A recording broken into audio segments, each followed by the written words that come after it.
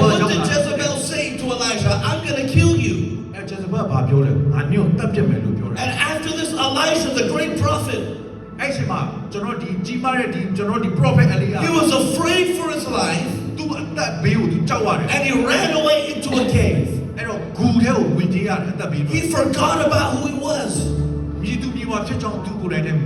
He forgot just yesterday God delivered Israel through his life.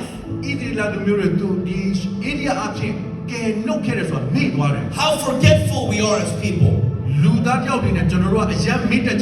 We tend to forget about what God does.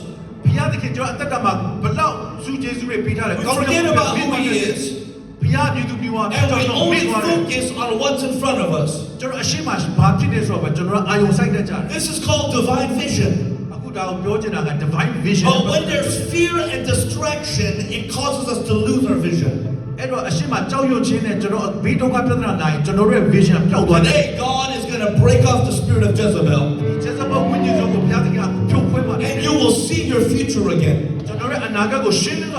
I said, God will open your eyes in the spirit.